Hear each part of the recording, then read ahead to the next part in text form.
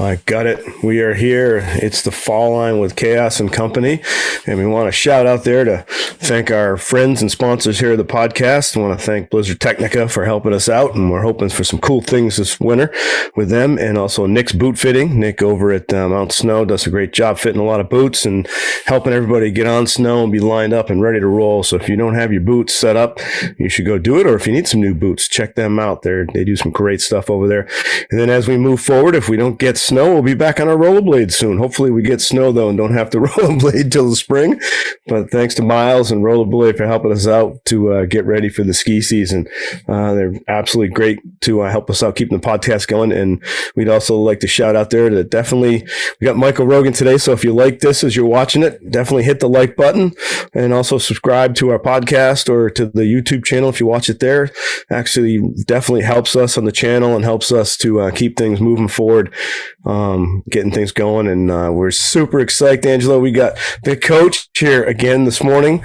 The Alpine team coach is here to chat a little bit about some things. We got tryouts coming up. We've got a cool interski in 2027 at Vail. We've got stuff with some assessments and exam type stuff I wanted to chat with them about skiing, some new Nordica videos that have been out there. So just some cool stuff. So we should jump right in. But Angela and I are kind of on the rehab. And Angela, you're looking good, buddy.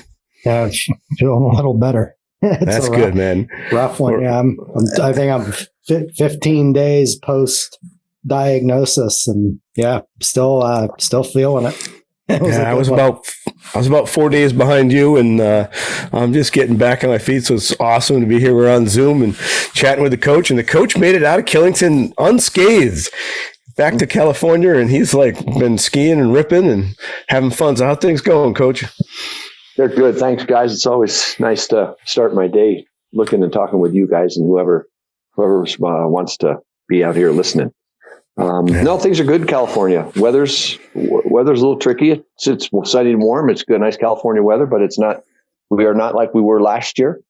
At this point in time, we were snow up to our armpits. We're not quite there yet, but it can change quick in the mountains, and we're hopeful that it'll happen here in the new year. See what the new year brings in. Oh, there's Angela's buddy. Stuart made his appearance. Stuart's back to work after a couple of days off for the holidays. Pretty fired up to run down here and get in his office. So we got to chat about the tryouts that are coming up. People are gearing up. Some of our members might still be going, what's the tryout? And I wanted to ask you a little bit about just your thoughts on the National Team Tryout coming up in the spring. And, what are the thoughts on how it'll look and what are some of the things going on for planning for it? You're right. They are coming up here. This year it's in the start of this term, since the National Academy is in Big Sky, Montana. The tryouts selection process will be in Big Sky, Montana after the National Academy, which is pretty neat because then you can, if anybody is really interested in what goes on, you can kind of witness it and be a part of it a little bit. You can certainly be on snow. So that's always, I think, fun. People enjoyed it when we were in Breckenridge.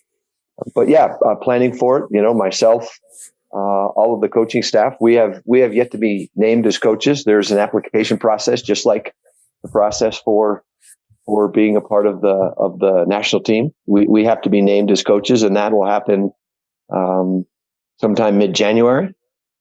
So I've put in my application. I am hopeful to continue. I'm sure that Matt has as well. I'm hopeful that some of our teammates are also interested in it because it's a group of highly successful people that all could do an amazing job. So I hope they take advantage and show the depth that our organization has to find able leaders and willing leaders to move forward. But that being said, I wish them all of the best of luck in the process. But I'm going to put my hat in the ring again and hopefully continue on because being a part of that group in that capacity it's pretty special.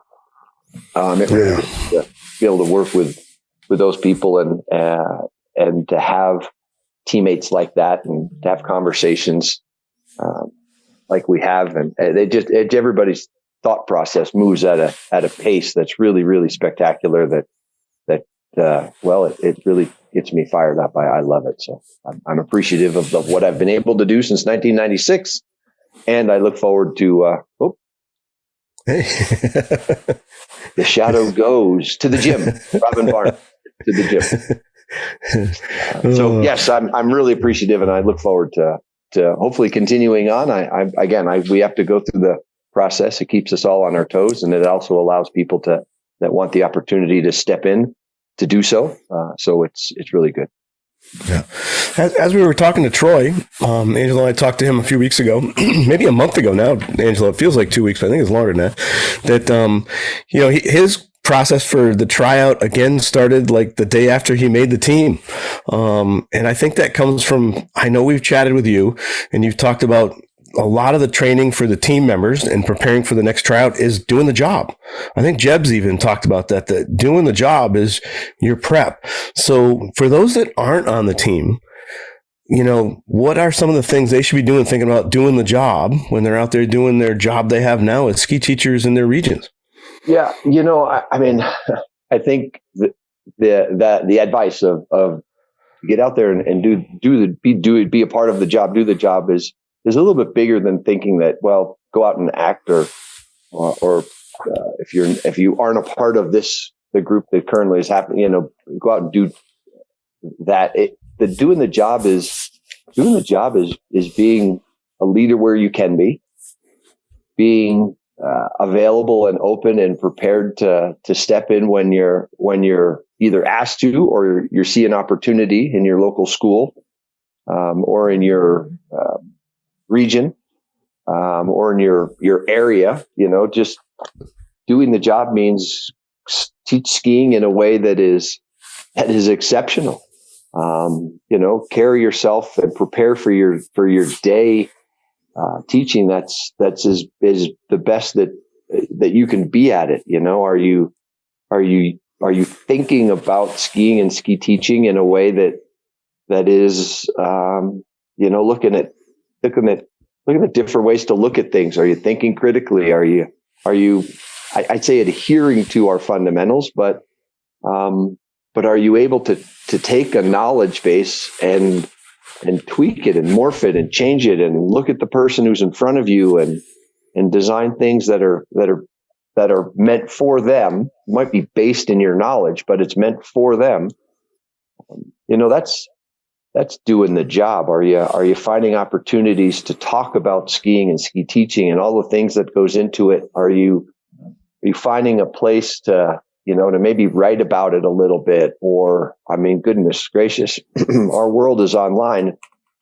Are you able to find a place where you can put yourself out there and take a little risk and get involved every school in the country's got an online meeting a couple of times a week, and every school in the country's got locker rooms and everybody's doing clinics after the New Year. So, doing the job is, are you doing that stuff? Are you paying attention to those things just as much as it says, go and put on your uniform? It's not trying to be like people that are a part of this is a weird thing to say. It's not trying to be like part of the people on the national team or so. It's just get out in there and doing it, being the best that you can be when you're teaching skiing. Are you thinking and moving and acting in a way that's going to challenge yourself? Are you doing the same thing that you've always done in the same way that you've always done it? And that's not the national team way. Well, I have a kind of a neat example that I'm curious to throw by you, and Angelo will probably jump in here because it's kind of in the people skills, and it's one of the members of my group at Pro Jam 2 weeks ago came up. We're riding on the lift, and she says, it's really amazing. You can tell the difference between a lot of our leaders in terms of like our national team. She goes, you can tell why they're so good.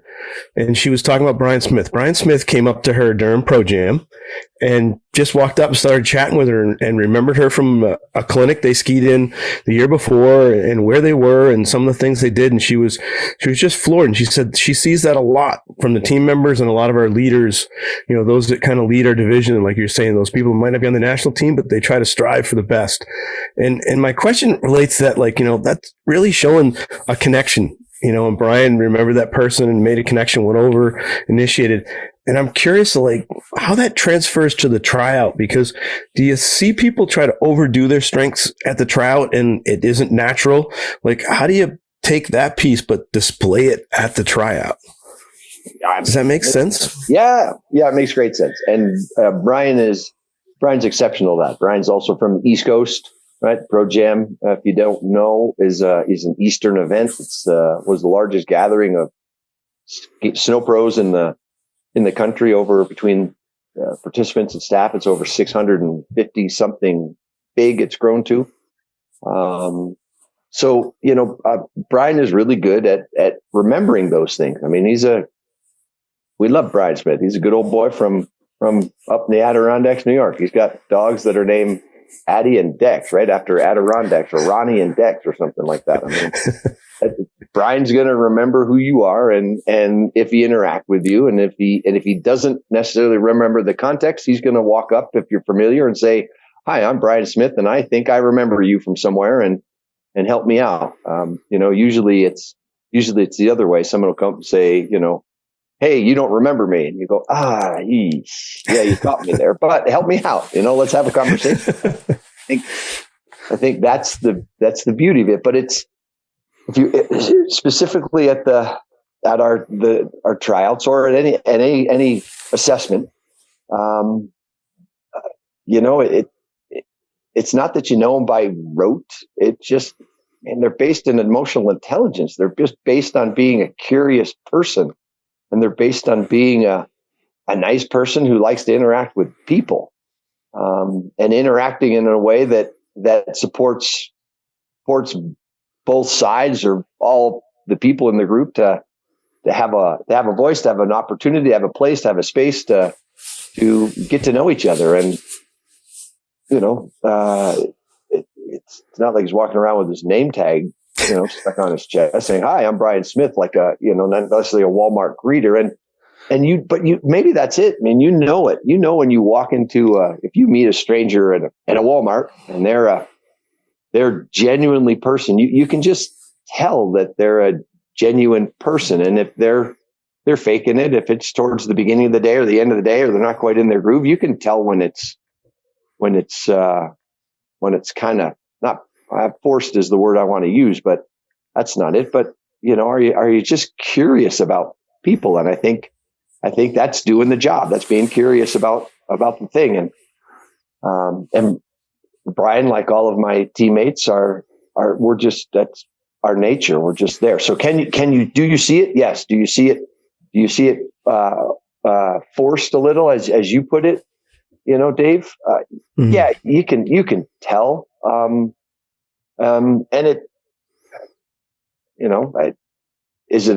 are we paying attention? Are the selectors paying attention? The assessors? Absolutely. The people that are part of that process, to find the best that our organization has, are absolutely looking for, and paying attention to everything, because in the end, we have to put a group of people together that are going to work well, effectively work well together for 4 years, and to have a lemon in that group doesn't work. And that's not to say that you can't have bad days. We all do. I mean, everybody has a day when they feel like they left something on the table in their job, or excuse me, in their relationship or whatever. And you go, you know what? That wasn't my best. I can be a little bit better. And you go to work doing that, recognizing that, paying attention to what's gone on. I mean, that's all. Those are all what people's skills are about. And yeah, it can get a little bit overdone sometimes, or it just gets missed. I mean, I think back of other ones and scenarios where people talked about it in a way. We've had a bunch of years where we've done video stuff online, and presentations indoors, and the topics that are talked about, and the way that they go about giving their information, that they're working on it. And then we get on snow, or vice versa. And you go, that's funny. That's not really close to what you said or what you thought about, or how passionate you were about that topic, yesterday or a week ago or a month ago. It just puts a question in your mind that goes, let me look more into this. And you find an opportunity to look more into it during the course of the selection process. Yeah, because it kind of goes to our cert standards. Well, no, it goes to our cert standards. I think too. That's where I think Angela might jump in. Is that for level one, that it's just about asking questions. And you kind of said that. Brian Smith might just come up and go, "Hey, I think I remember you from somewhere." And then he lets the person answer. And I think that's a piece that sometimes is missed right from our level one. That just getting to know people. Take the first chair ride, whether it's level one or level two, and find out about some folks to see if you can incorporate that as they go through the day. Angelo's itching. I can see it. Well, that's a lot of pressure. Yeah. I mean, I think you can, I think somewhere in there, Michael made this point or alluded to it, and I agree. I think that, are you trying to prove that you can hit all those fundamentals that are published like a checklist? Like, are you striving to it, or is your normal baseline already it or beyond it? And then when you go back and read the fundamentals, it sort of validates the way you already are. You know what I mean? And I think if it's the second choice, where you just exemplify it in your people skills, in your teaching, in your technical understanding and performance, if you're at that level and it's truly autonomous for you, the fundamentals validate what you do. There's a time in anybody's development when you strive toward it. Like, Dave, you mentioned level one instructor, maybe somebody new to the game looks at those fundamentals and probably checks a lot of boxes in the people skills, or very likely they wouldn't have tried out to be on a snow sports school anyway. And I think, most people can put together a teaching segment, but is it as polished as it will be after years of developing toward those fundamentals? And the answer is no. So you refer to them and look at them. It's like a movement forward toward them through part of your development, but then you're going to hit the point, I think, where you are checking all those boxes. You've trained yourself into that. And then that gives you the opportunity to push. Like, that's when you start bringing your own unique thing to some situation, and I think, you mentioned level one instructor, Dave, like that's a stepping stone in developing to what a team member exemplifies naturally. Make sense? Yeah. While Dave's taking a swig of, I'm sure that's coffee. You can look at new hire instructors, and there's a certain level of comfort with which people just interact in that group of new hires. You can find out that same amount of comfort or discomfort in people that have been teaching skiing for a long time, and I feel like there's the better you get at it, the more curious you are, the more you've done it. You just, I like the scenario at Heavenly yesterday. Are you here for a level one class? Okay, come on right over here. Just take your skis and leave them right there on the ground. They'll come and check your ticket. Let me see that. Make sure that your boots are okay. Or there's, hi, you want to start skiing? I mean, there's just, you just see an ease with people that are comfortable interacting, and sometimes you got to work on it, and sometimes it come natural, but it just be curious about what people are doing, and welcoming them to your environment, because they're experts in something, but they're not experts in your environment, and figuring out a way to help them feel comfortable in your environment. And that sometimes can be a tricky thing. Cool. How about we switch gears to skiing? Skiing at the tryout. Skiing at the tryout is always looked at. I mean, I know, Angelo knows, we all go, man, you got to ski. You got to do that steep and deep. You got to do the bumps. You got to do all the big stuff. And we expect that. But I want to chat a little bit about how you expect team members to ski the green and blue. I mean, I know when I went to the tryout in 212, we had to ski green terrain and had to look good on it and energetic. And I'm just curious, because we all dream of that. Like when we see the team members, we see the videos from Warman who did with going south and all those with you guys, and just some phenomenal skiing, and Lipton and Hafer skiing the big bumps. But what's also expected, and what should people, I think, because I'm thinking they kind of let this one go a little bit, some of the candidates, and go, I'm thinking about the big bumps, the steeps, but what are some of the lower end, or what should high performance be on green and blue for a tryout candidate?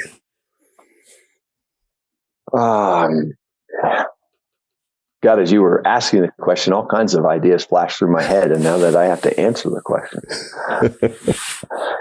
Look, it's yes, we have to be inspirational. I feel like that's one of the pieces of the job description, is you got to be inspirational in everything that you do when it comes to the profession of teaching skiing and snowboarding, snow sports instruction, and skiing is a part of that. So yeah, you have to be. We need the membership requires, the industry is expecting inspirational skiing in every aspect, and that is easy to look at when you look at mogul skiing or crud or something steep, as you say. I mean, it's easy to say I can depend on my athleticism and my strength and my fitness and my equipment preparation. When you get to blue terrain, green terrain, it's really easy to start to see when, in an effort to ski that terrain, let's forget about the terrain maybe and look at the dynamics of the skiing. I mean, green terrain isn't really dynamic stuff. You want dynamic green terrain, there's all kinds of short turns being made these days on hills that are a little flatter that probably put some pressure on them. It's really easy to do. It's not easy to do, and I applaud the people that do it. I guess I'm backpedaling there, but to be politically correct, but you can find that. But finding good skiing. But when you go to that terrain and you're skiing at that level, can you still hang on to performance when it comes to turn shapes? Can you still hang on to performance when it comes to discipline and accuracy of your movements? Can you still hang on to performance when it comes to cleanliness of image? Can you still hang on to that performance when it comes to blending of our skills and fundamentals and the application of those? Just because if you're used to going 100 and in Formula One cars still have to drive at 20 miles an hour. They got to be able to go from 80 to 20 in no time, and they got to be able to go from 20 to 120 in no time as well. And there might be some of that. I mean, technique wise, I don't have that. I don't know if that's an answer, but intent, philosophy, maintaining precision, maintaining discipline, maintaining accuracy.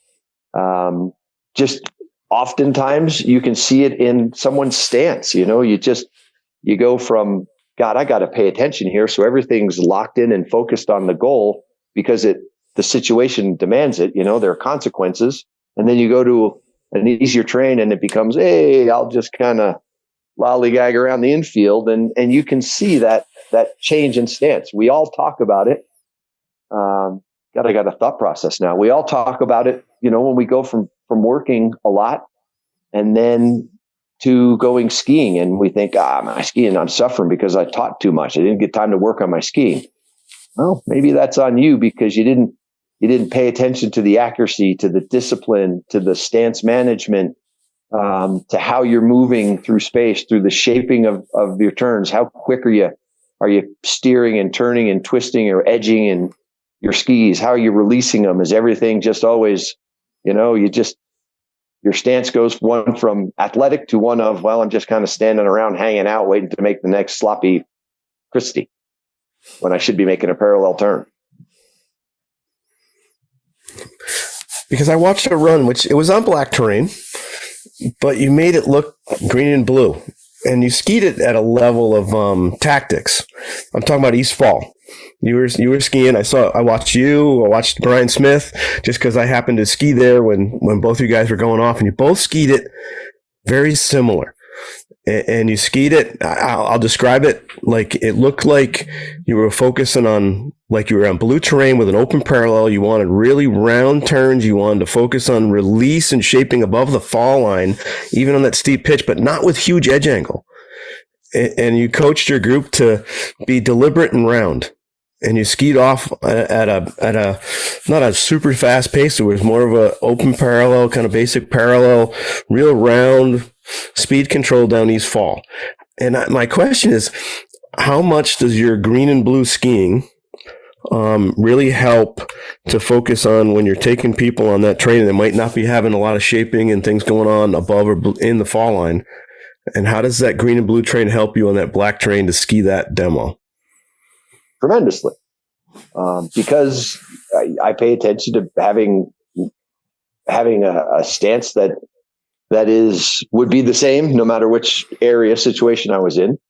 I pay attention to being deliberate with how I move. I pay attention to being accurate with my movements so that I can get the skis to interact in the snow where I decide as best as possible. And being able to, we talk about, need more turn shape, shape your turns better. Well, if all you got is a little bit of an over twist, or a step or picking up skis, it's not accurate. It's like little nicks. When did we do that? How many years ago? Little nicks on your boots or on your ski tips. It's like little dings where the edge of your ski hits your ski pole. It's just not being as precise and accurate as you can be, or as you could be, or potentially if you want to ski East Fall or something, a steep black run. Well, you're just not as honed in as you think you are, because on the flatter terrain, you chill and there are no consequences. And then you get to something steep and there are consequences. And we get in a rush and a hurry to get our skis around the corner to control ourselves and control our speed, because either we've never had much experience on that type of steepness, like a place like East Fall or the head wall of Superstar, if we're talking about the East Coast. Or you haven't put some of the time in to be precise, deliberate with your movements. A big thing for me is always trying to think of both skis on the snow, and both skis parallel to each other, and the stance width not changing. If I can do those three things, I got to be pretty accurate to do that. And being accurate on hard terrain is hard because the situation requires it, because there's such a difference between the ski being flatter, where I might be able to manipulate it more, and edged, where I can get the ski to interact. Getting that ski to interact in the snow on something that's steep, when the tendency is to hurry up and go past the fall line, to find more control that's a tricky place to be, but it's also a hard place to be where it's easy to stay focused on making sure that you hone in some of that deliberateness, accuracy, discipline, precision. Those are mental games. Those are mental games, especially as we get into the holiday season. I don't know when this is going to be on, but come the first week in January, we've been hopping off the magic carpet in the middle and walking over kids' skis and kids walking over us, and the snow's not perfect. We hit a rock or two, or you're out without your poles for a while, so you use one ski to take the other ski off, and you start hacking for your heel piece of your binding, and you can find times when there isn't much discipline to say, screw it, I'm not going to worry about it, or go, no, this is a perfect time for me to pay attention for a couple of turns just to make sure that it's not so rusty when I get a chance to get back on what I think is skiing and real snow and real skis and all that stuff when I got some free time and it's time to get into training. Not letting that part of it get rusty. Angelo sure has got something to say. Yes, he does. I think that green skiing. Look at you. You just said that so you guys could both take a drink. I needed coffee. That's smart. I think that skiing on the green terrain, snowboarding on the green terrain, that's when you do your Tai Chi. That's when you practice slow, precise, careful, breathing, everything wired in. So when it gets to game time and you need it, it's there. If you don't practice it when you don't necessarily need it, it's not going to be there when you do need it. And I think I agree, Michael. I describe a lot, and when I run a session, and then in the warm up activities that I tend to do, a lot of them are about bringing like mindfulness to the situation, taking advantage of the green terrain, because that's the learning lab. That's where you can practice balancing moves slowly. That's hard. You get instant feedback when you get knocked off.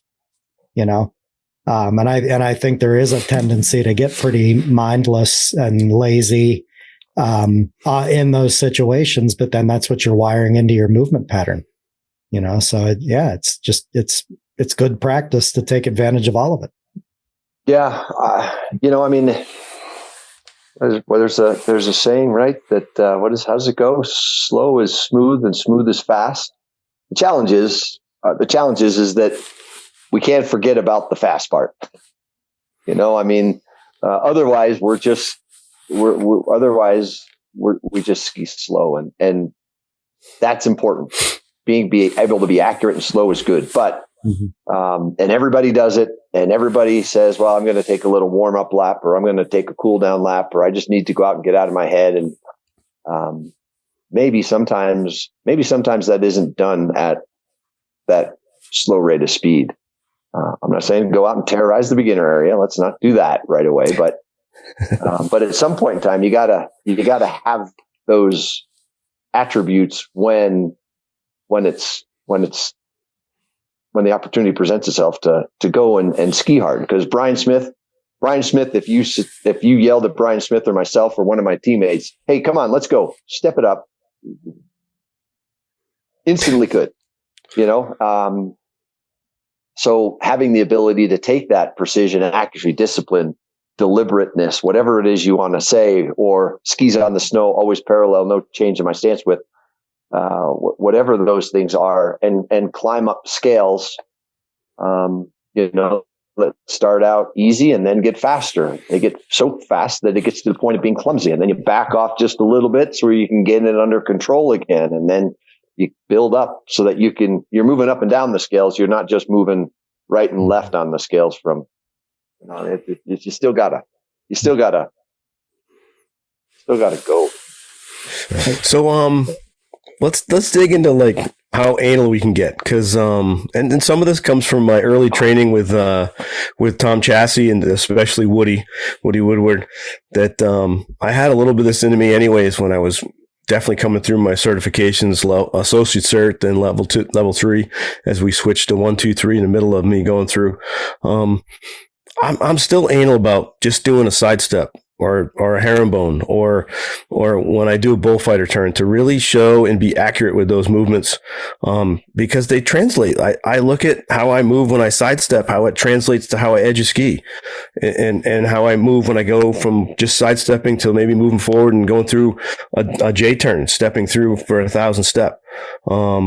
And I imagine, because we've heard you before chat with us, I would imagine, I could be wrong, that you're pretty deliberate, is your word, I think, Michael, you like to use. You're pretty deliberate with your movements to make sure you do those things accurately and precisely, right from walking around on skis, right up through wedge turn, wedge Christie, basic parallel.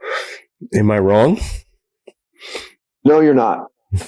And that is partly because of where I grew up teaching skiing in the first part. But even before that, I always had coaches that made us go through, we had walk-through practices at soccer without a ball. You have, practice without pads. You have walkthroughs. You got to learn how the whole thing gets orchestrated, not only your movements, but the team's movements, how that get orchestrated on the court. I had Bruno Gubetta. I'll give a shout out to Bruno Gubetta, who is, I don't know where Bruno is these days, but I'm sure he's flying his helicopter somewhere. But at one point in time, he said, you got no discipline and accuracy. And I was working at Pico. I was watching his path to try and attain this national team at that time, the demo team level, and inspired by his effort.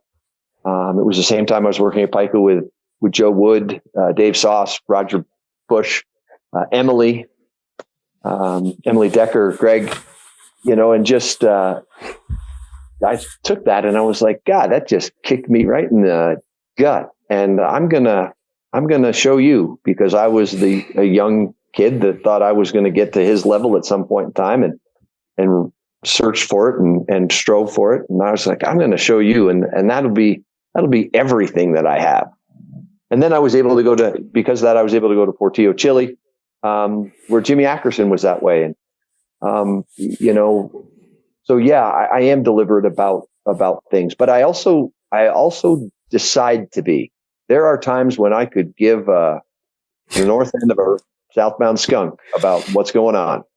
But there are other times when this time it's going to be as good as it can be, because it would be mentally exhausting if you concentrated for that long all the time. And I'd be paying attention to me and not the people that I'm skiing with. But if a picture is worth 1,000 words, what picture are you showing? So take the time and take the opportunity to focus in, and a lot of it is performance driven as well. At the selection process, you got to go from making a straight run potentially to on a run making dynamic short turns on a run like Eastfall, one behind the next or one right after the other. And if you're not prepared to go, I can flip that switch, I can make that change, I can make that adjustment,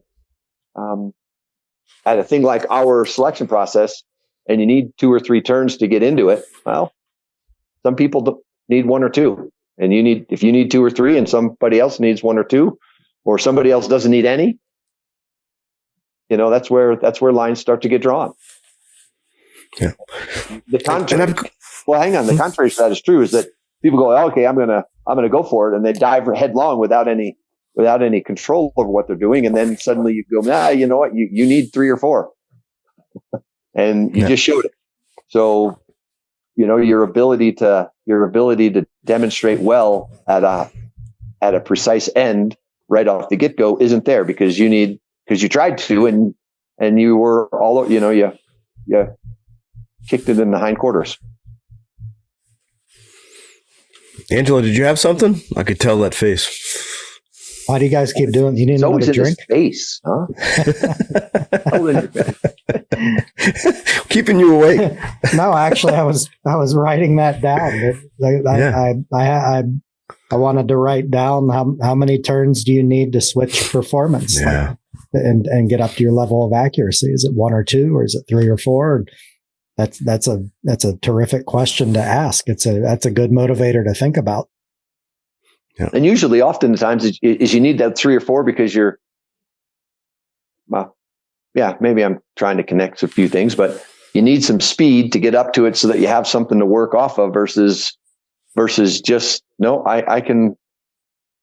I got the stuff that I need to have to work off of to get the ski to perform versus, I need to get up to speed to get the ski in order to ski to work so that I can then move against the ski versus going, no, I can make the ski perform as I'm developing that, whether it's that speed or that dynamics or whatever they are, but yeah. There are things that you can see when people are really good and there's lots of them together, like in our selection process, you can see those little differences, and it's those little differences that make big differences. Yeah. And I've gone down this road because I have to say, and this is not against the people that are going for the assessments or exams, and it's more I really want us to have a better pass rate. I'm appalled in terms of not their performance and not them personally, but more that we can't help more people pass. That, and there's a lot of factors in there, I get, but I mean, we had like a 30% pass rate at our teaching and skiing level 2 at Killington 2 weeks ago. And that's kind of been the norm the last couple of years about that pass rate. And I want to help, and I know Angelo does, and there's got to be a better way, and they've got to use their teaching time, I think, better.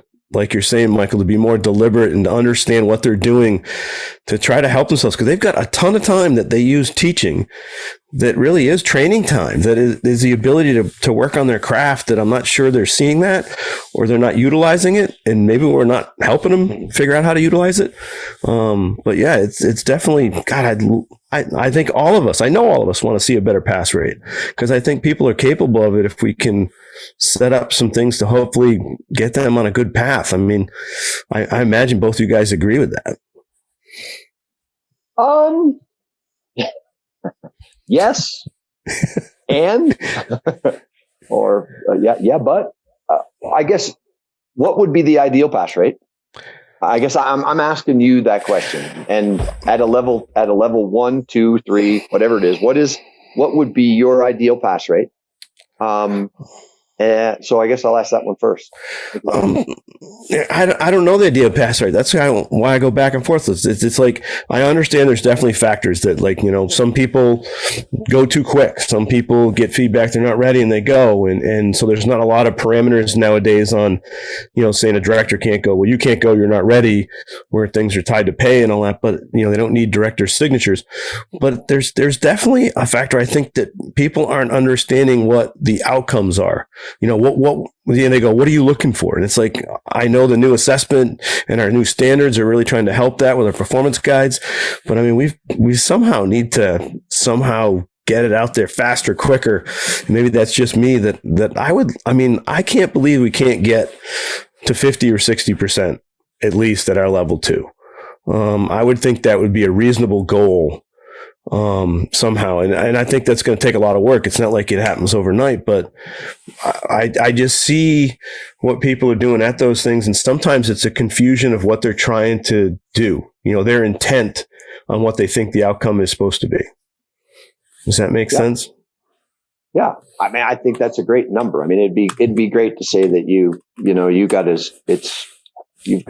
an even shot, whether it's 50-50, an even shot there to be successful at your assessment or not. And I think of a couple of things. If I was to look in the mirror, I didn't go to try and see what it was like ever.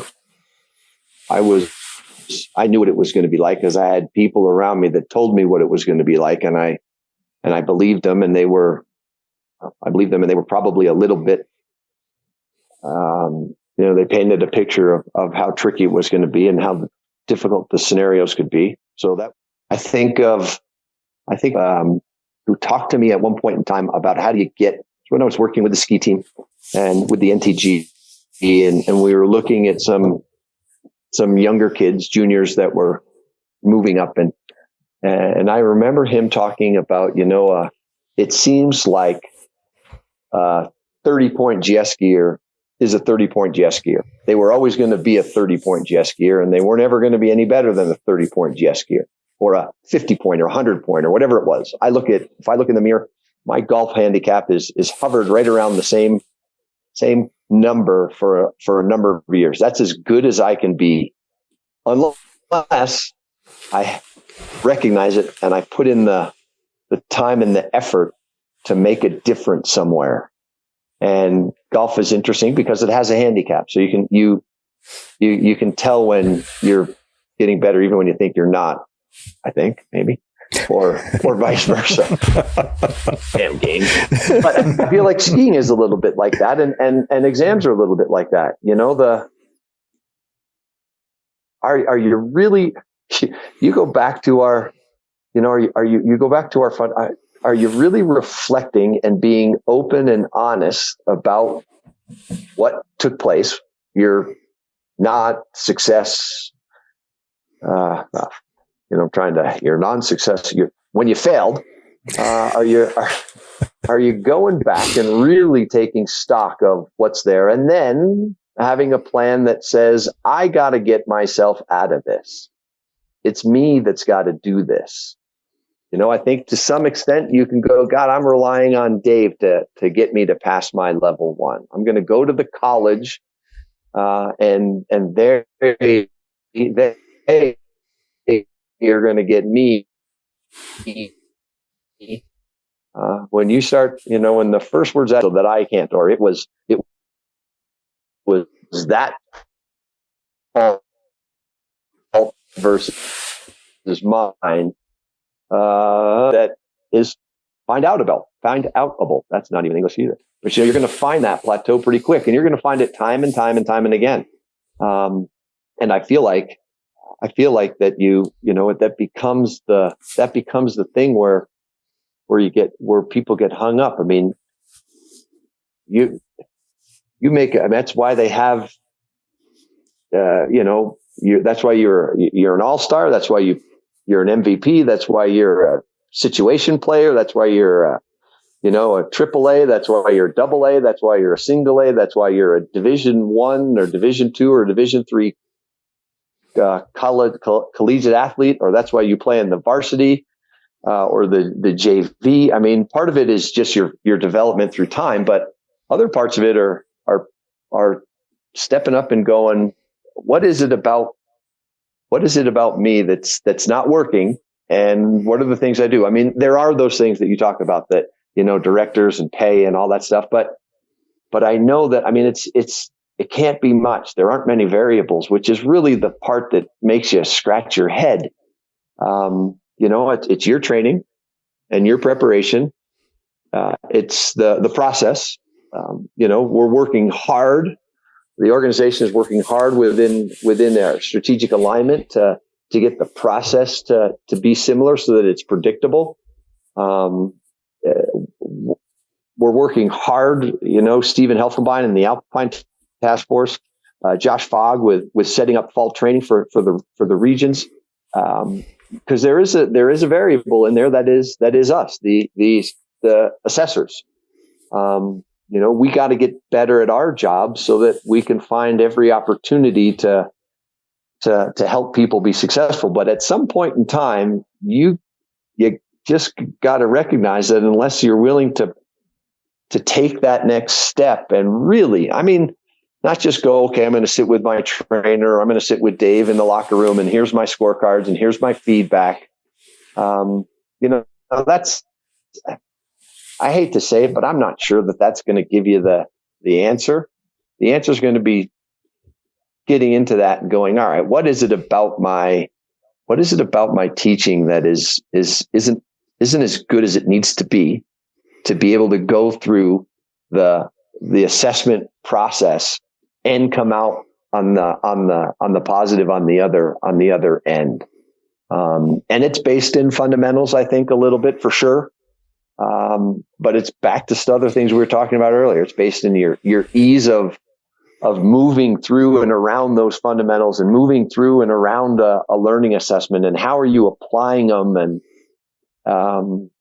it's a difficult situation, but if the examiners I know are the evaluators are working hard on it. The assessors are working hard on getting better.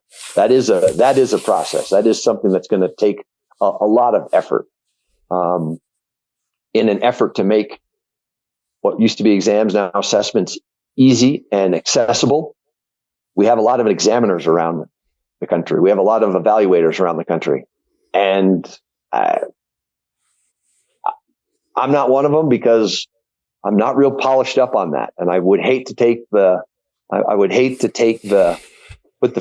the future that much in my hands of somebody at level 2. So I'm going to point the finger at me and says I could do more of that. I could get better at that. That's a place that I haven't put a lot of time and effort in as I do other things. But when you got, I don't know, how many examiners you think there are across the country? I think 8 regions. Yeah, maybe. Yeah. Let's say 600.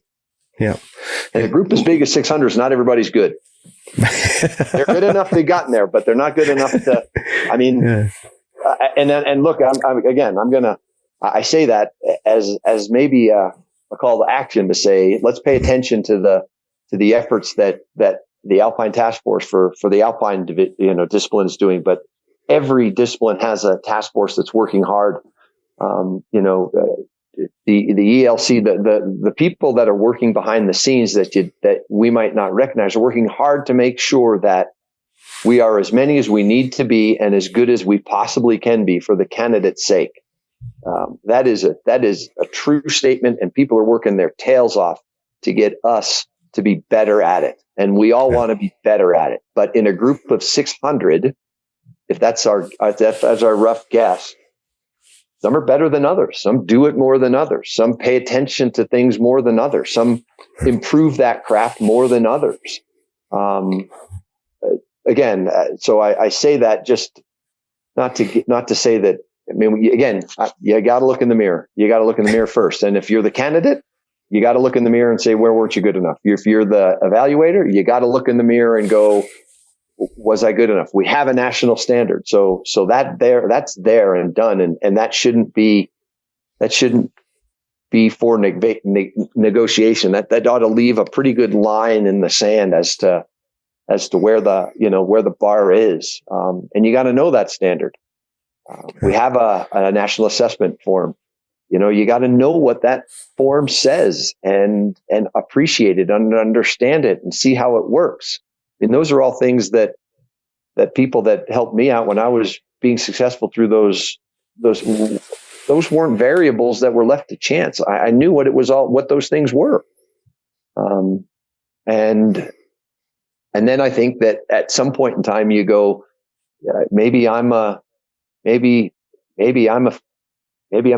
handicap, and unless I'm really prepared to invest into controlling some of those variables, I'm always going to be a 15 handicap, and I either got to be okay with it or decide to go, no, I want to be a 10 handicap. And that's a big jump. And in order to do that, there's a lot of work that needs to go in there to go from a 15 to a 10. When I was a 10 and went to a 6, it took a lot of work, and I couldn't stay there for very long. I thought, oh, that was cool. And I went, and then all of a sudden next month at 8, I already lost that ground. So I just got a taste of that water. Angelo got a drink, and it looks like on his face he's ready to say something because I've been talking way too much again. That's what you guys asked me to do. And I have some. Yeah. So you're good at it. We're going to get it now. Here's I've been thinking about that pass rate question you asked, Dave, and I think if there's any truth to the bell curve, and there's any truth to Fitz and Posner, I would think the pass rate, the minimum ideal would be somewhere around 60%, because it gets you beyond the middle of the bell curve. It makes you better than average. And then if you overlay Fitz and Posner on top of that, it puts you above the line, above the middle line. So I would say somewhere around the minimum ideal is probably somewhere around that 60. But the thing, to Michael's last point there, that it's a standard you're against. It's not a competition. So the pass rate should go up, theoretically could go up to 100, because you're not competing against your group at a certification exam. You are at a team tryout, or a dev team through national team, it's competitive. So that's different. But I would think anywhere between 60 and 100 is what we would like to see, Yeah.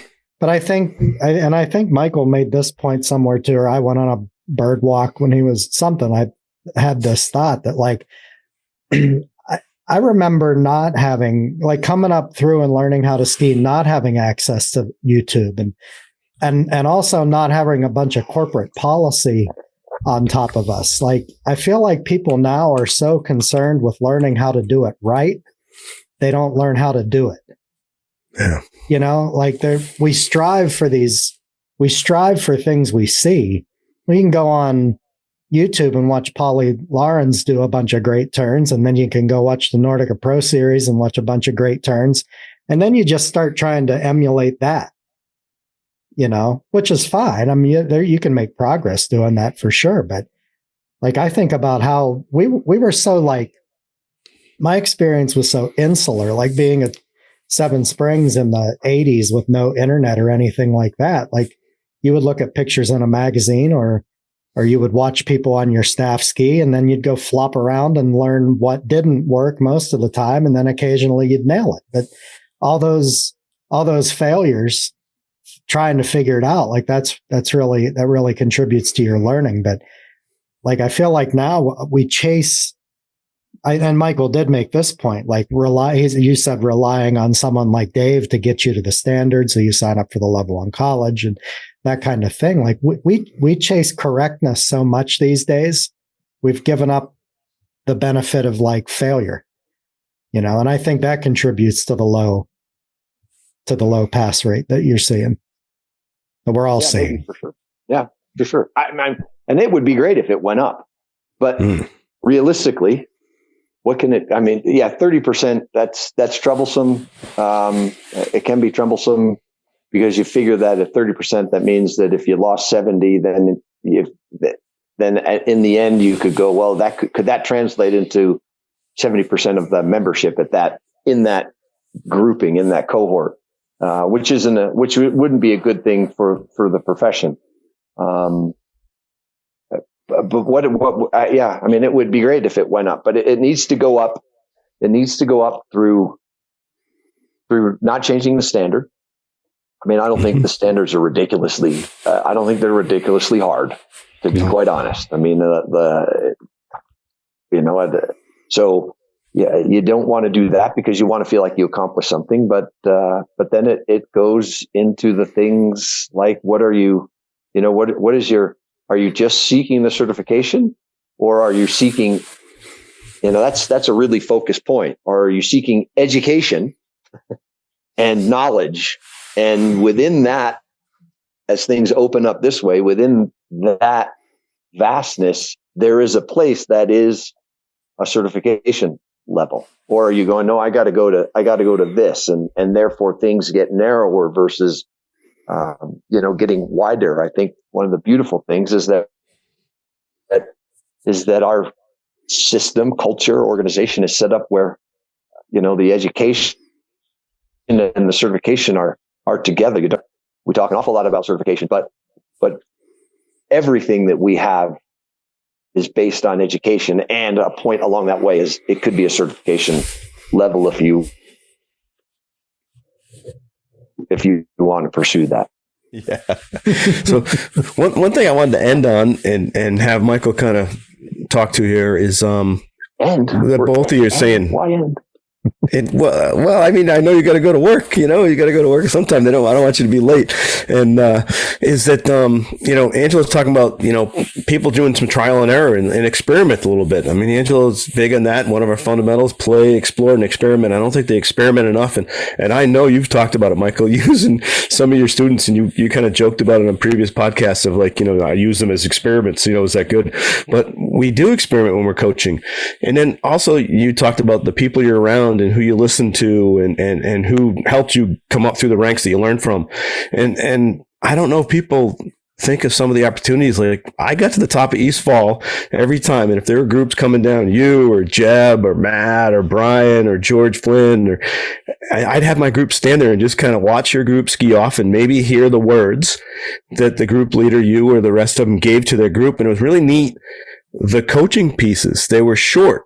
Like, you got your group to the top, and I know when I listened to you, you used the word deliberate in some of your coaching. It was like, make sure we have be deliberate in your movements, let go, round.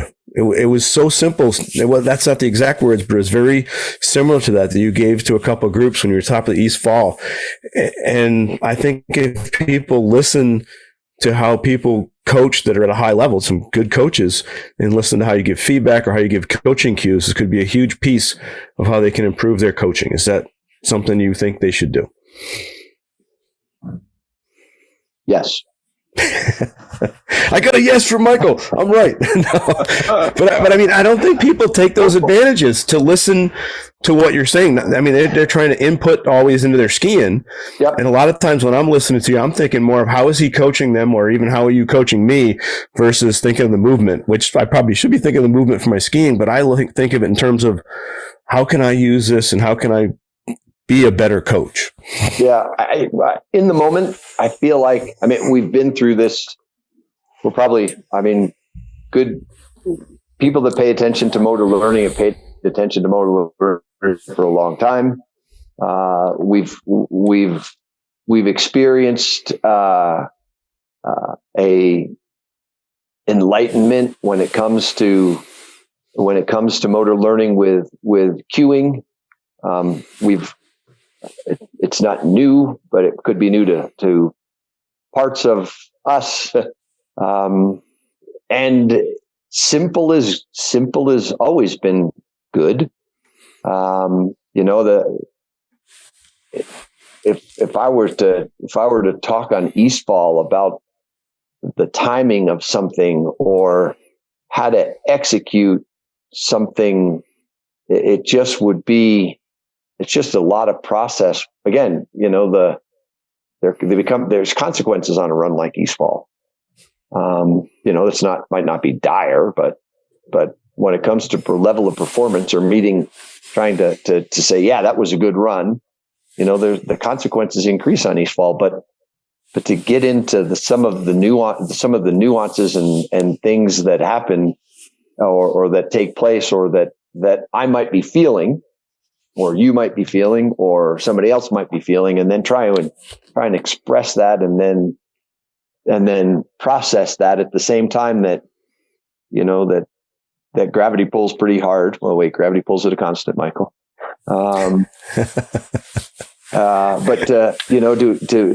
There's acceleration there. There's hard snow. Every run is a little bit different. It was man-made snow. It was early season, so you just don't have the time to think through those things. Then you got to take something like a round turn, or try and be as controlled as you can, or the bounce at the end of the turn. Those when the ski starts to bounce and wobble and chatter. Those are things that you feel and you can are happening, and you try and get rid of. And then you just go about the process of going, what can I do? And I mean, the optimal learning, Wolf and Luthwaite. I mean, there was when they gave us a presentation at one point in time, I go back to it all the time because it's the one thing that really made an impact on me and struck home is the noise that goes on when you're trying to think through something versus just execute something within the electronics of your body, and how detecting that stuff. Here it is. Now I'm showing my ignorance, but I know what it means. I might know what it says, but I know what it means. But just the noise that goes on in your body, trying to sort through those little details versus just doing something and letting something, something simple like a round turn be the thing, the target, versus, I got to evert, I got to do this, and I got to try that, and then I got to pull the hamstring, and I got to dorsiflex, and then I got to I mean, all of those things become, I got it out of my hip socket. And when at the same time you're trying to turn a ski that's on an edge and let go of those edges into the world. And so far, not many people are able to turn a ski when it's on its side into the world. It just doesn't happen. You got to release it and then try and get it the other way. But I mean, it's just hard. So yeah, simple is good, and people don't need it. I go back to resorts and being in the beginner area, which is where I spend a lot of time. I'll be there in another hour with a group lesson, beginner adults, and watching coaches, and it's everywhere I've been in the world. You pay attention to the beginner area, and there's somebody who's just doing things and saying, yep, try that, or here, go there, or do this. And there's other people trying to explain what they don't know. And usually the ones that are talking a lot don't know a lot. And they certainly don't know enough to shut up. Well, on that note, I'd like to say thank you. And I'm hoping, and I know Angelo is, I mean, we hope that this podcast and the information we get out is one of the pieces that helps people start to get a path and have that pass rate go up and just have people teach better. I mean, Angelo and I could, when we get down to it, we don't care if anybody goes to certification. I mean, it's great. It's a great goal. We just want people to coach better, have fun. And Angelo definitely wants them to ski with some style on the hill. That's but thanks for coming on, Michael, because I'm hoping that this is one of the pieces that do help our members. I think if they watch and listen to how much, it's not like you just go and wing it. You're definitely deliberate and have been in your whole process throughout your career of learning and continuing to learn. And I think that's a big theme from the team and our organization, that to be lifelong learners and everyone's continuing to learn. And hopefully they continue to do that. Maybe we can see our pass rate in the future go up, which would be so awesome to see. But I do thank you for coming on. It'd be wonderful for that pass rate to go up. I think it would be. There's work on both sides of the rope. You know, it's as evaluators, assessors, examiners, we gotta get better at that craft, and as participants, candidates, we got to get better at that craft. You know, I mean, I know you wanted to end this here, Dave, but we can keep going. I know you have to get to work. But you look at the idea of winging it. You know, I mean, I've often thought that I do that sometimes, and I feel like I can. But the reason that I can is because I've paid attention to a lot of things, and it's winging it in its interaction or presentation of an idea, but it's not winging it in the knowledge base that's gotten me to that point. You know, if you, it's hard to wing something if you don't know it, because then you end up, you know, going around and around in circles. But if you know it, you can improvise, you can be spontaneous, you can be creative. So you need to have the base of knowledge so that you can improvise, be spontaneous, be creative, make different decisions. I mean, there's a part of learning connection model we haven't gotten into, the decision, right. But it can come off as winging it, but it's calculated, because there's a knowledge base that allows it to be free form and seem like it doesn't have much structure to it. But I can tell you that there's when my teammates get on snow and interact with people, and Brian Smith indoors and people, it's because they know their shit. And they're good at it, and they've worked at it, and they've made it a goal to get better at it, and they can appreciate when somebody asks a question that got them stumped, and they go back and work on it, and we have conversations all the time at the National Academy about how did your day go, what worked well, what did you leave on the table, what did you learn.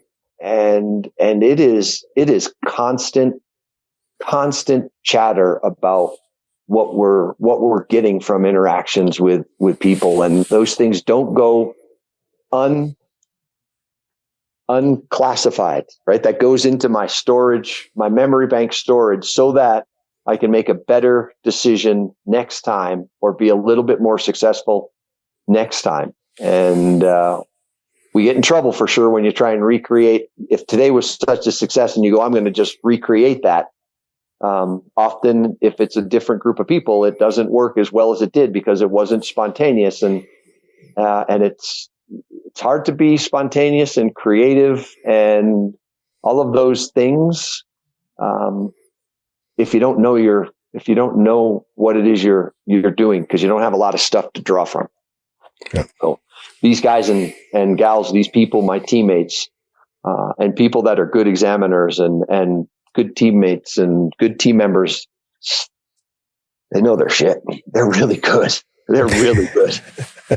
They're really good. And it's impressive. And it's not always when, we're in the public eye, but it's when we're sitting around together at a training or an academy or an interski or conversation, or driving from the airport in Boston, or, it's in those conversations that you go, ooh, there's a thought process that's going to make me think. That's really going to make me think, because they ask those questions. And I like to think that I ask those questions, and we work on those questions. We reflect on those things. That's why Brian Smith is Brian Smith. Yep. Well, you just described all of Bloom's taxonomy there. Yeah. I mean, so it's not winging it. You have to get to that creativity at the top, but it rests on all those other things. You describe the team coming in from a day on the hill at academy, and they have to remember what they said to the group, and then you sit around and everybody tries to understand it and analyze what you did. Did it work? And then it builds up toward that level of creativity at the top of Bloom's, where you're picking from column A and D and J and L, because that works today with this group. But if you try to do that again tomorrow, it's not spontaneous if it's being copied. So yeah, nailed it. You got to know your shit. I'm going to leave it at that, Angelo. Just got to know your shit, and the team knows their shit. And Michael, thank you. We always love having you on anytime. I've said it here with you guys that's where things like burnout happen. But say that one. Say it again. I cut out a little bit.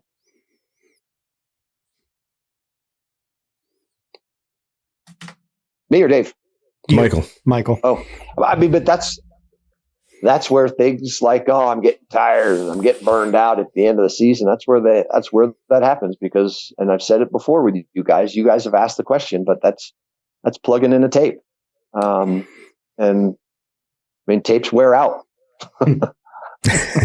Live music is always live, and it doesn't wear out. Tapes wear out. And that's awesome. Yeah, that's. Well, have fun on Hill today, Michael, and we'll pop that out there. And we didn't chat a bunch. We mentioned a few times the Nordica videos, but we'll have to put the links in the YouTube one there, Angelo, definitely, so people can see those. They're a great piece that you put on with Troy Walsh and Megan Jones with Nordica, that is doing some great stuff to help folks. And it's not just ours. You mentioned that in the videos of it's all countries and different people going for certification assessments across the world, looking at good skiing and activities that'll help them for the level 1, 2, 3.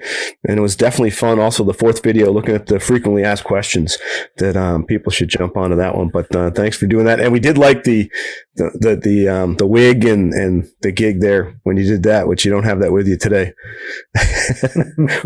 No. Sometimes you just need to laugh at yourself a little bit. Yeah, absolutely. And I can tell you, you know what? I don't know how I feel. I thought the content was good, and people have made mention that, but most people remember that wig. I guess. There it is. Well, thanks everybody for listening, and please like and subscribe, and put some comments on there if you want. I guarantee we'll answer them. At least Angelo will. We'll make him answer all the questions. But thanks a lot for listening. This has been The Fall Line with Chaos and Company.